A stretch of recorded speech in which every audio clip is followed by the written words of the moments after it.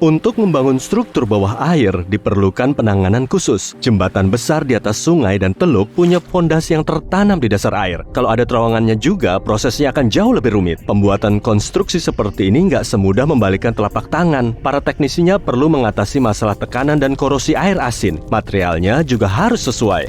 Yang paling umum sih pakai beton, baja, dan kaca akrilik. Beton bisa tahan terhadap arus air dan nggak rusak oleh air asin. Kalau baja bisa menyangga konstruksi bawah air dengan struktur yang kuat, sedangkan kaca akrilik kokoh, awet, dan tahan terhadap sinar matahari. Karena transparan, kaca akrilik juga sering digunakan pada jendela bangunan di bawah air. Dan plusnya lagi, pembangunannya akan lebih mudah kalau airnya dangkal. Para ahli perlu membangun fondasi sementara dulu, kemudian membuat sejumlah dermaga di bagian atasnya sebagai penopang struktur atas. Tapi kalau airnya dalam, mereka harus menggunakan metode lain. Air ini perlu diambil atau dipindahkan selama proses konstruksi. Ada juga metode yang menggunakan satu set tiang pancang besar. Kebanyakan terbuat dari baja berukuran panjang dan tipis. Tapi sebagian interiornya berongga. Pancang ini dimasukkan ke dasar air dengan palu besar, seperti paku yang dipalu pada kayu. Kemudian diberi beton melalui pipa khusus. Beton akan mengisi rongga pancang yang sebelumnya terisi air dan beberapa saat kemudian mengeras. Nah, makanya tiang pancang bisa dipakai untuk menyangga konstruksi di atas dan di bawah air. Metode ini sangat ramah dompet, apalagi kalau konstruksinya harus tertanam kuat-kuat. Dengan adanya pancang ini, strukturnya nggak akan geser oleh arus air. Metode lainnya menggunakan cover dam.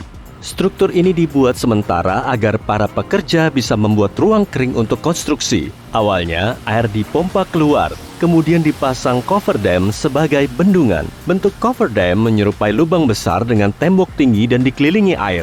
Bahan pembuatnya biasanya berupa batu, baja, atau tanah. Cover dam bisa dibuat dan dipindahkan secara cepat. Tapi proses pemasangannya rumit dan menantang. Strukturnya juga harus kokoh dan terbebas dari air. Kalau nggak mau ribet saat membangun cover dam, para ahli bisa memasukkan bertonton tanah ke dalamnya. Tapi konstruksinya harus lebih kuat, agar cover dam nggak gampang rusak oleh air. Setelah cover dam siap, air di dalamnya disedot dengan pompa. Cover dam yang sangat dalam dan kuat perlu biaya mahal. Mereka perlu menggunakan sejumlah pompa untuk membuang kelebihan air kalau airnya merembes melalui dinding cover dam. Proses ini akan berjalan lambat kalau cover dam-nya mulai rusak, tapi masih bisa diprediksi kok. Di lokasi konstruksi ada pompa cadangan yang bisa dipakai dalam keadaan darurat. Para pekerja bisa melakukan overdrive, kemudian air dikuras selama proses evakuasi. Metode cover dam seringnya digunakan dalam proses pembuatan bendungan dan jembatan, tapi bisa juga digunakan dalam perbaikan kapal besar, misalnya kapal pesiar modern. Kapal ini terlalu jumbo kalau harus diangkat ke darat, dan cover dam bisa sangat membantu. Kapal diisolasi dari air agar para mekanik bisa memperbaikinya di lokasi.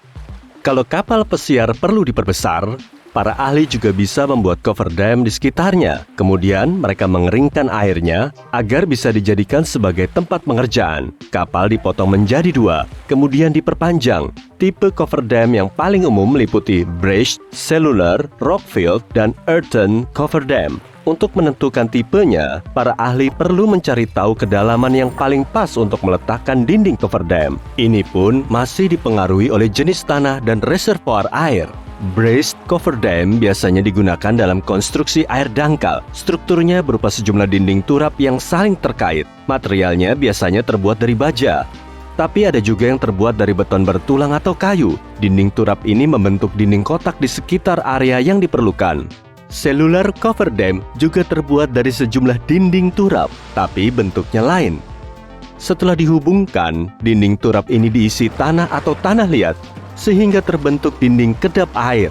Struktur cover dam seperti ini sangat stabil.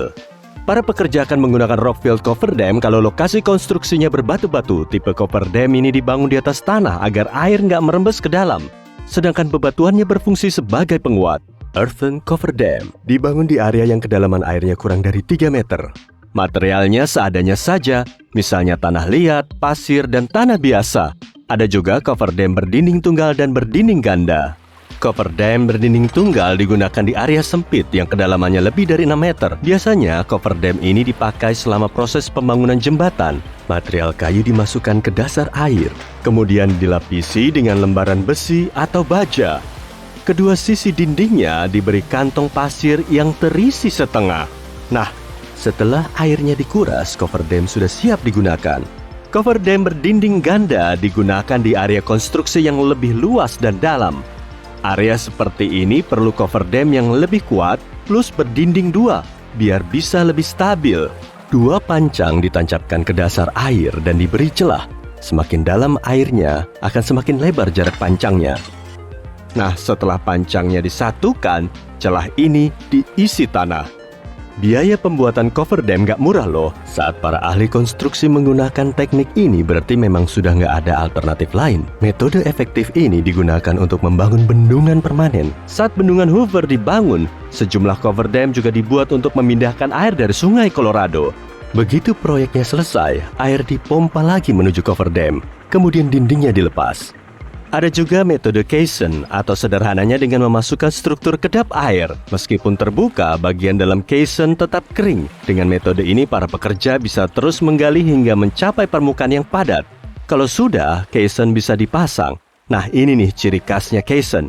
Kalau sudah dibuat, konstruksi akan jadi bagian dari fondasi jembatan atau bendungan. Menurutmu, jembatan dan bendungan nggak termasuk konstruksi bawah air ya? Eits, jangan salah dulu. Sebagian besar elemen penting jembatan berada di bawah air loh. Jembatan besar nggak akan bisa menahan beratnya sendiri tanpa penyangga yang kokoh. Dan penyangga ini menancap di bawah air. Tipe caisson terbagi menjadi open, pneumatic, dan box caisson. Open caisson nggak punya bagian dasar. Konstruksinya cuma berupa dinding vertikal. Disinilah para pekerja konstruksi menggali dasarnya. Pneumatic caisson bisa menghalau air dengan menggunakan udara terkompresi. Fungsinya membantu menyamakan tekanan di area dalam dan luar konstruksi. Saat dilakukan penggalian, materialnya dialirkan melalui pipa buangan khusus. Lalu setelah caisson mencapai batuan dasar, mereka bisa mengisinya dengan beton. Ini nih yang paling beda, box caisson, karena punya lantai dan konstruksinya bisa langsung ditaruh di atas fondasi yang sudah dibangun. Para ahli menggunakan dua caisson super besar saat mereka membangun jembatan Brooklyn. Karenanya, mereka bisa sampai batuan dasar untuk membuat fondasi menara jembatan. Nah, ada juga konstruksi di luar lokasi. Cara ini digunakan saat struktur bangunannya perlu dibuat dan dipasang di luar lokasi. Seringnya, para ahli menggunakan konstruksi modular. Jadi, unit bangunan yang diproduksi pabrik dikirim ke lokasi kemudian dipasang seperti Lego raksasa. Struktur yang sudah jadi biasanya diapungkan ke lokasi dengan tongkang besar atau bisa juga ditarik dengan kapal lain. Kalau sudah tinggal diturunkan, sebagiannya akan tenggelam karena beratnya sendiri. Sebagiannya lagi perlu diberi beban tambahan. Metode konstruksi ini memang agak ekspansif, tapi tetap lebih hemat budget dibandingkan dengan pembangunan langsung. Pembangunan langsung di bawah air memerlukan insinyur yang terampil plus alat uniknya, belum lagi risikonya. Kalau pembangunan terowongan bawah air gimana ya? Terowongan modern biasanya dibangun dengan bantuan mesin bor terowongan besar. Alat ini disebut mole. Meskipun biayanya setinggi langit, pembangunan dengan teknik ini cuma perlu waktu sekejap. Awalnya, mesin bergerak dengan sangat lambat. Mesin ini dilengkapi dengan plat bundar khusus dan piringan pemotong. Fungsinya untuk menghancurkan batuan padat. Batu itu kemudian dijatuhkan ke ban berjalan dan dikeluarkan. Mekanisme lain juga memanfaatkan batu ini untuk membuat lapisan terowongan dekat mall. Dengan begini, mall nggak cuma menggali terowongan, tapi juga memperkuat dinding yang nantinya jadi penopang. Metode ini dan 11 mesin bor terowongan besar digunakan untuk membangun channel tunnel sepanjang 50 km. Dan seluruh prosesnya cuma memakan waktu 3 tahun. Cara lainnya dengan menggunakan cut and cover. Terlebih dulu, pekerja menggali parit di dasar laut atau dasar sungai.